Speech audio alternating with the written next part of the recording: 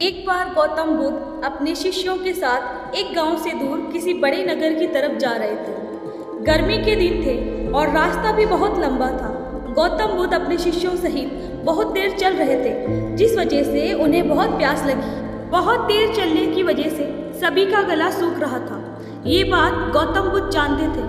उन्होंने अपने शिष्य से कहा कि आप इस बरगद की छाया से 20 कदम दूर जाकर बरगद की 2 बार परिक्रमा कर वापस आओ। शिष्य वैसा ही करते जैसा गौतम बुद्ध ने बताया था। परिक्रमा के बाद जब शिष्य गौतम बुद्ध के पास आए तो गौतम बुद्ध ने उनसे पूछा कि आपको किसी ठंडी हवा का अनुभव हुआ था? तब शिष्य ने कहा कि हाँ महात्मा बुद्ध, मुझे उत्तर दिशा की तरफ से ठंडी हवा का अनुभव हुआ था। तब शिष्य की बात सुनकर महात्मा बुद्ध बोले कि तुम उसी दिशा की ओर चले जाओ, वहाँ जरूर कुछ ही दूरी पर एक तालाब अवश्य मिलेगा। उस तालाब से सबके लिए पानी ले आओ। शिष्य उसी दिशा में चला गया। कुछ दूर जाने के बाद देखा वहाँ सच में एक तालाब था। तालाब को देखकर शिष्य बहुत ही प्रसन्न हो जाता है। वो तालाब के निकट जाता है और पानी भरने ही वाला होता है कि उसकी नज़र तालाब में कपड़े धो रही महिलाओं पर जाती है। ये देखकर शिष्य मन ही मन में सोचता है कि तालाब का पानी तो गंदा हो गया। लेकिन जब शिष्य ध्यान से उस तालाब के पानी को देखता है तो वो सोचता है कि तालाब का पानी तो अभी भी साफ है। वो ये सोच ही रहा होता है कि उतने में 2 बैलगाड़ी जोर से उस तालाब के किनारे से होती हुई निकल जाती हैं। बैलगाड़ी के पहिए तालाब की मिट्टी के ऊपर से इतनी जोर से निकलते हैं कि तालाब के नीचे बैठी बहुत सारी मिट्टी तालाब के ऊपर आ जाती है, जिसकी वजह से तालाब का बचा हुआ पानी भी गंदा हो जाता है। ये देख शिष्य बहुत ही क्रोध के साथ में महात्मा बुद्ध के पास वापस चला जाता है और जो भी हुआ वो बहुत ही निराशापूर्वक उन्हें बताता है। उसकी बात सुनकर सारे शिष्य बोलते हैं कि हमें यहाँ से तुरंत ही निकल जाना चाहिए और किसी दूसरी जगह पर पानी की खोज करनी चाहिए, वरना प्यास के मारे जान निकल जाएगी। ये बात सुनकर महात्मा बुद्ध सभी शिष्यों को शांत होने के लिए कहते हैं और बोलते हैं कि धीरज रखो, कुछ देर यहीं बैठो, उचित समय आने तक संयम बनाए रखो। सभी महात्मा बुद्ध की बात सुनकर शांत हो जाते हैं और वहीं बैठ जाते हैं। कुछ समय बीत जाने के बाद महात्मा बुद्ध फिर से अपने शिष्य को उसी तालाब से पानी लाने के लिए कहते हैं। शिष्य बिना कोई सवाल किए उसी तालाब से पानी लाने के लिए निकल जाता है। जब शिष्य तालाब के किनारे जाता है तो तालाब की हालत देखकर उसको यकीन नहीं होता है। तालाब का पूरा पानी पूरी तरह से साफ हो चुका था। ये देखकर शिष्य समझ जाता है कि ये चमत्कार महात्मा बुद्ध का है और वो बहुत ही ज़्यादा खुश होता है और पानी भरकर महात्मा बुद्ध के पास वापस आ जाता है। सभी पानी पीकर अपनी प्यास बुझाते हैं, लेकिन अब भी सभी के मन में ये सवाल था कि आखिर ये चमत्कार कैसे हुआ। तालाब का पानी तो गंदा था, फिर तालाब का पूरा पानी कैसे साफ हुआ। सभी शिष्यों को लगा कि यह महात्मा बुद्ध का चमत्कार है, ये महात्मा बुद्ध की शक्ति है जिससे तालाब का पानी साफ हो गया। उनमें से एक शिष्य ने महात्मा बुद्ध से पूछ ही लिया कि आपने ये चमत्कार कैसे किया। शिष्य के सवाल का जवाब देते हुए महात्मा बुद्ध ने कहा कि ये कोई चमत्कार नहीं है, ये तो आपके सब्र का फल है।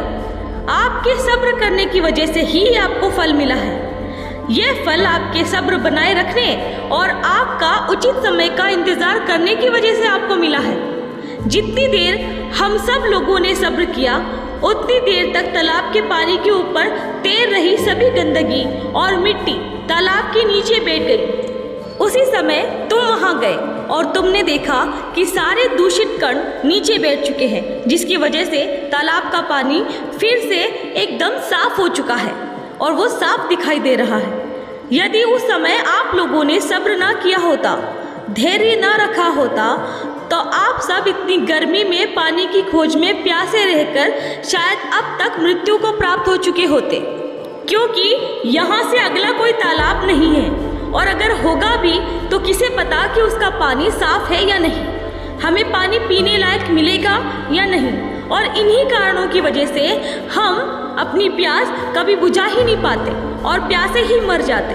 इतना कहने के बाद महात्मा बुद्ध ने अपने शिष्यों को एक सीख देते हुए समझाया कि जैसी मुश्किल आज हमारे सामने आई है, ठीक वैसी ही मुश्किल जिंदगी के हर मोड़ पर आएगी। उस समय आपको संयम बनाए रखना होगा। आपको आपके दिमाग से काम लेते हुए एक उचित फैसले के साथ सही नतीजे पर पहुंचना होगा। आपको सही समय का इंतज़ार करना होगा। हर मुश्किल के दौर में सब्र रखते हुए ऐसे ही शांत मन से कोई भी फैसला लेना चाहिए, जिसकी वजह से वो फैसला आपके लिए भी और दूसरों के लिए भी सही साबित हो।